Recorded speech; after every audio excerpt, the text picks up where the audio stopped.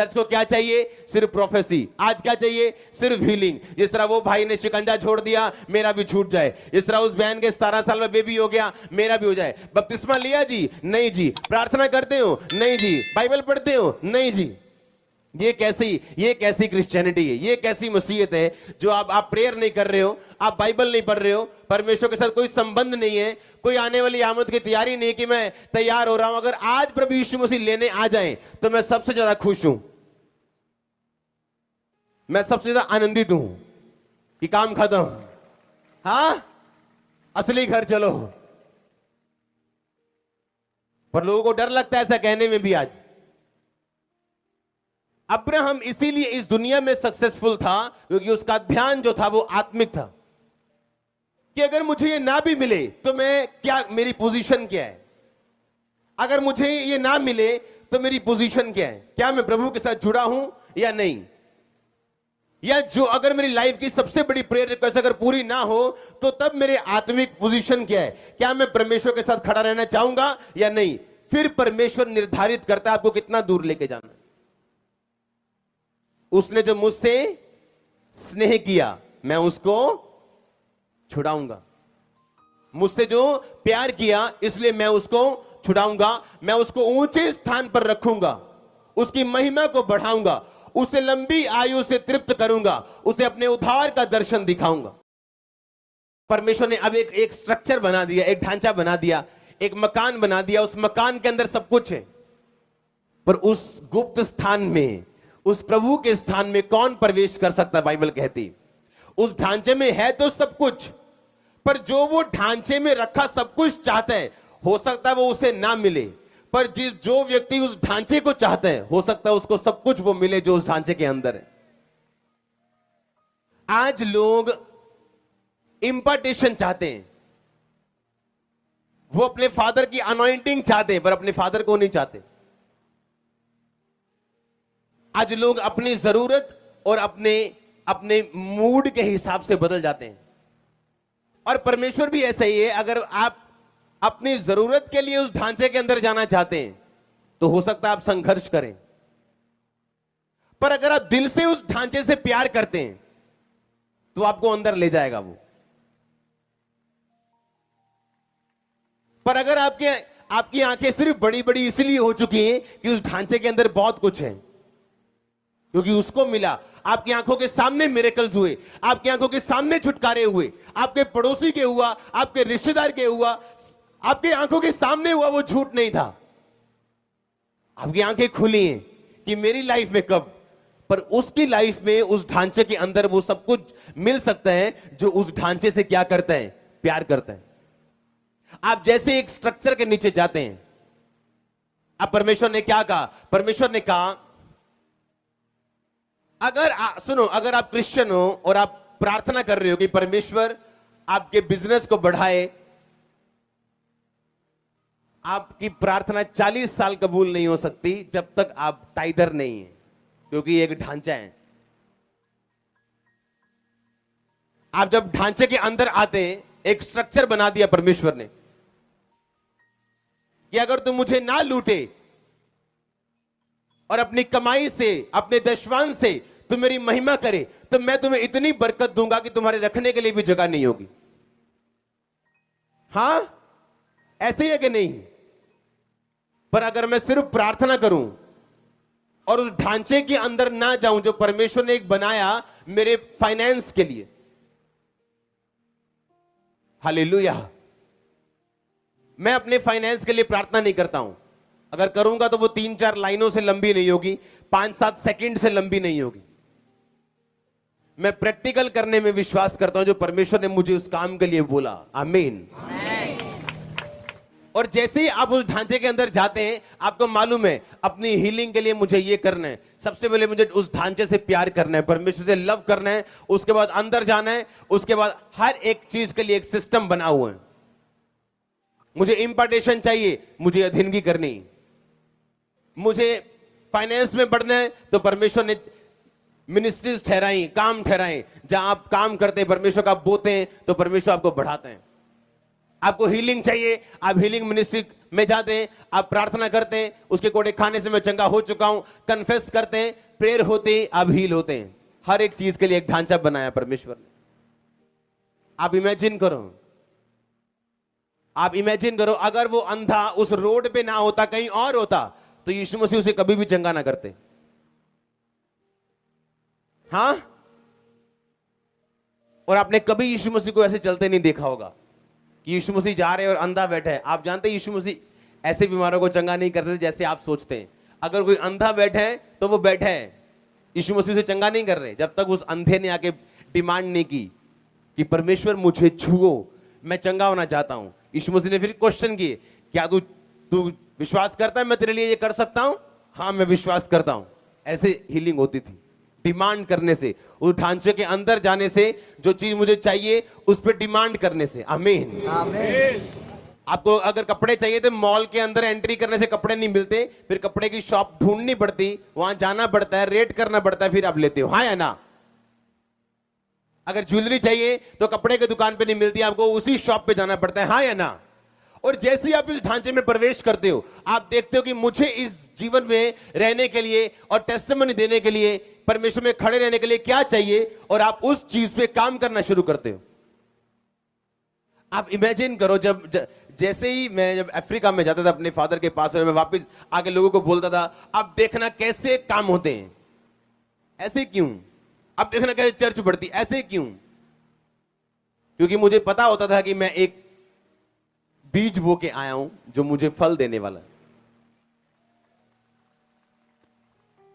वो मेरा एक 100% कंफर्मेशन होती थी बाइबल के वर्ड की कि जो मैं बोऊंगा तो काटूंगा। हाँ या ना? हालेलुया। आप जानते हैं एक स्ट्रक्चर परमेश्वर मैनेज परमेश्वर है, वो अनमैनेज परमेश्वर नहीं, वो एक मैनेज परमेश्वर है। उसने एक ढांचा बनाया और वो ढांचे से वो बाहर नहीं आता। आपके लिए एक स्ट्रक्चर बना दिया, उससे वो बाहर आके काम नहीं करता। अगर आपको अमेरिका की सहूलतें चाहिए तो ग्रीन कार्ड किसका चलेगा? कि इंग्लैंड का चलेगा? हां, अगर इंग्लैंड की सहूलतें चाहिए, ग्रीन कार्ड किसका चलेगा? अगर इंडिया में रहना तो आधार कार्ड किसका चलेगा? इंडिया का चलेगा। इंडिया के आधार कार्ड से नेपाल में चले जाओगे, आशीष मिलेगी? वहां के लोग आपको मानेंगे? गैस कनेक्शन देंगे? नहीं, क्योंकि एक ढांचा बना, परमेश्वर ने एक ढांचा बनाया। आप जानते हैं वो ढांचा इतना जबरदस्त और खतरनाक है और इतना आशीषित है, अगर आप वो ढांचे को समझ जाएं, आप सफर नहीं करेंगे अपनी लाइफ में। आप जानते हैं जब मरियम और हारून ने मूसा का विरोध किया, आप जानते हैं वो विरोध सही था, पर परमेश्वर ने मूसा को कुछ नहीं बोला और मरियम को कोड़ी कर दिया। हाँ या ना? क्यों? क्योंकि एक ढांचे के मुताबिक आप में और आपके फादर में हमेशा आपका फादर राइट है। यह ढांचे का एक गुण है। आप में और आपके स्पिरिचुअल फादर में हमेशा कौन राइट है? चाहे आपको लगे आप सही हैं, पर हमेशा सही कौन निकलेगा? आपका फादर। आपके स्पिरिचुअल फादर और परमेश्वर में हमेशा कौन सही निकलेगा? परमेश्वर। और लोग, जब आप जानते हैं शैतान क्यों गिरा? क्योंकि वो परमेश्वर को करेक्ट करने की कोशिश कर रहा था। वो ये बताने की कोशिश कर रहा था परमेश्वर को कि मैं तुझसे ज्यादा अच्छा सोच सकता हूं। आप जानते हैं आज भी कुछ लोग ऐसा पाप करते हैं, जब वो अपने फादर को करेक्ट करने चले जाते हैं और परमेश्वर की निगाह में पापी हो जाते हैं। क्योंकि आप में और आपके स्पिरिचुअल फादर में हमेशा कौन सही है? आपका स्पिरिचुअल फादर। और आपके स्पिरिचुअल फादर और परमेश्वर में हमेशा कौन सही है? परमेश्वर। यह ढांचा है। इस ढांचे को अगर आप तोड़ने मरोड़ने की कोशिश करेंगे, आप ही फंसेंगे, आपका फादर नहीं फंसेगा। वो उसी पोजीशन पे आपको मिलेगा, आनंदित और अपने कामों में बिजी। हालेलुया। आप जानते हैं अपने अथॉरिटी को करेक्ट करना शैतानी पाप है। एक रिबिलियन मतलब विरोधता का पाप। आप जानते हैं व्यभिचार के पाप से भी बड़ा पाप है विरोधता का पाप। पहला पाप जो दुनिया में आया आदम और हवा से पहले, वो विरोधता का पाप था, विरोध का पाप। और आज भी अगर शैतान ने किसी बंदे पे अटैक करना हो, वो इस पाप से नीचे लेके लोगों को जाना चाहता है। इसीलिए अगर आप मुझे अपने पास बिठा के डिस्कशन करेंगे कि फलाने बंदे ने रेप कर दिया या फलाने बंदे ने ऐसा कर दिया, फलाने ने ऐसा कर दिया, मैं अपने मुंह को सी के रखूंगा, क्योंकि मुझे उन कामों से कोई मतलब नहीं है। नेवर। मैं अपने दुश्मन का भी विरोध नहीं करता कभी। जिसने मेरे खिलाफ बोला उसका भी विरोध, मुझे पता है विरोध करना शैतान की ओर से। और जब एक आदमी अपनी अथॉरिटी को करेक्ट करना चाहते हैं, वो पूरा 100% प्योर डेविलिश है, 100% डेविलिश है, वो शैतानी है वो। क्योंकि आप में और आपके स्पिरिचुअल फादर में हमेशा कौन राइट है? चाहे आपके पास 100 बहाने हो, लेकिन हमेशा वही राइट है जो आपके ऊपर है। हालेलुया। कितने इन बातों को समझ रहे हैं? क्योंकि क्या है, परमेश्वर ने क्या बनाया? एक स्ट्रक्चर, एक ढांचा बनाया, एक बिल्डिंग बनाई।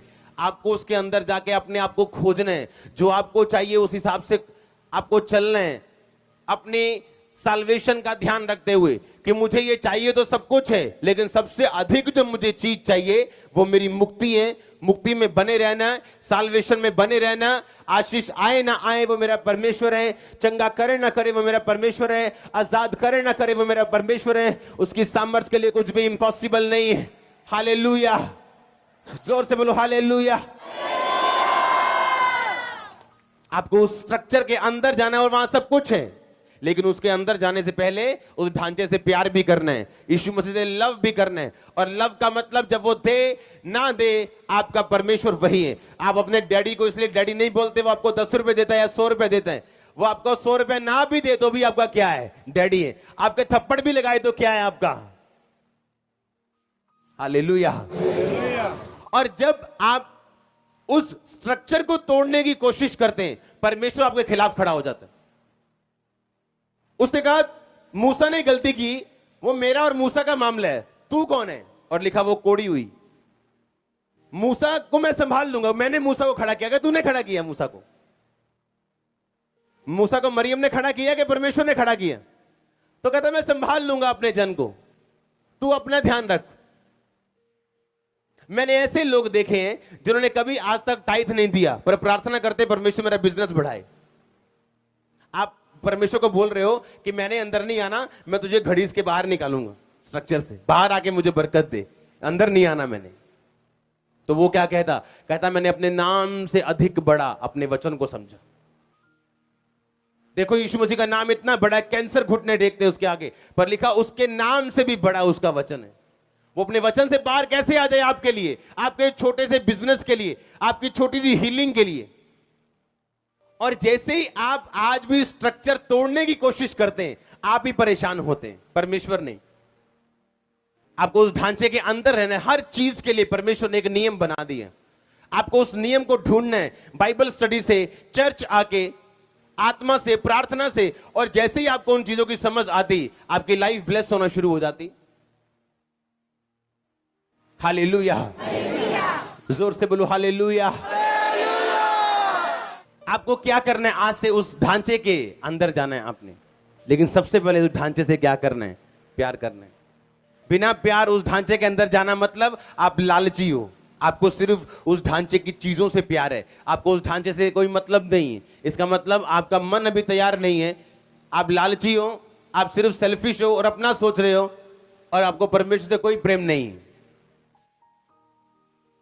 अपने पड़ोसी को बोलो ढांचे के अंदर रहे, जो प्रभु ने बनाया उसको मत तोड़, क्योंकि वो तेरी आशीष के लिए है। बोलो बोलो अपने पड़ोसी को। आपको मैं देखना चाहता हूं बोलते हुए आमीन। जोर से बोलो आमीन। हालेलुया। आप जानते हैं जब यहोशू की पुस्तक आप 10 बाब पढ़ते हैं उस 10 बाब से 1 से लेके 12, 13, 14, 15 जब आप पढ़ते हैं तो उसमें लिखा कि यहोशू ने सूर्य को बोला तू गिबोन के ऊपर ठहरा रहे, है ना। सूरज चंद्रमा उसने हिलने नहीं दिए, हाँ या ना। और 4 पहर सूरज एक जगह पे टिका रहा था। आप जानते हैं क्यों? क्योंकि अपने दुश्मन से फाइट करने के लिए आपको रोशनी की जरूरत है। जब आपके लाइफ में रोशनी नहीं है, आप अपने दुश्मन से फाइट नहीं कर सकते। आमीन। अपने पड़ोसी को बोलो तुझे रोशनी चाहिए लड़ने के लिए, और तू जीतेगा जब रोशनी में लड़ेगा। आमीन। कैसे जीते हो आप? जब आप रोशनी में लड़ते हो। मैं एक रोशनी में लड़ रहा हूं। कैसे? मेरे को मालूम है कैसे आगे बढ़ने, कैसे अगुवाई करनी, किसके सामने चुप रहना और किसके सामने बोलना है, उसका स्ट्रक्चर, उसका ढांचा क्या है और उस ढांचे में काम कैसे होते हैं। यूहन्ना बपतिस्मा दाता कहता तू ही है कि मैं किसी और का इंतजार करूं? क्या उसको पता नहीं था? हाँ, एक ही बंदा था इस दुनिया में जिसको निशानी मिली थी, जिस पर तू पवित्र आत्मा को उतरते और ठहरते देखे, वो पवित्र आत्मा से बपतिस्मा देने वाला होगा। हाँ, और उसने ही देखा था कि कबूतर की नहीं पवित्र आत्मा उस पर उतरा और ठहरा। फिर उसे शक क्यों हुआ? शक नहीं हुआ, ताना मारा उसने। उसके अंदर गुस्सा था कि मैंने प्रभु को बपतिस्मा दिया, मुझे छुड़ाने नहीं आ रहा वो। तो यीशु मसीह ने क्या किया? छुड़ाया उसको। छुड़ाया? हाँ, छुड़ाया कि नहीं? क्यों? क्योंकि वो अपने ढांचे से बाहर आके काम नहीं करता। आप कुड़कुड़ाएंगे, वो आपकी लाइफ में काम नहीं करता। पौलुस और सिलास उसी जेल में, ऐसी जेल में थे, उन्होंने आराधना की, वर्शिप की, परमेश्वर की तारीफ की। छूटे कि नहीं छूटे? छूटे कि नहीं? क्यों? एक जेल में छूटा नहीं, ये 2 छूट गए। ऐसा पक्षपात क्यों? क्योंकि वो ढांचे के अंदर थे, वर्शिप कर रहे थे, आराधना कर रहे थे। हाँ या ना? तो वो अपने ढांचे से बाहर आके काम नहीं करता। आप बड़े हो, आप छोटे हो, आप पास्टर हो, आप प्रॉफिट हो, आप कोई भी हो, बिशप हो, कोई भी हो, वो अपने ढांचे के बाहर आके काम नहीं करेगा, अपने ढांचे के अंदर रह के काम करेगा।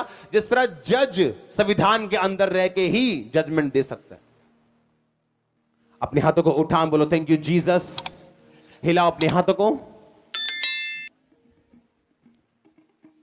हिलाओ अपने हाथों को, थैंक यू जीसस। ये वचन मेरी जिंदगी में 100 गुना फल लेके आए।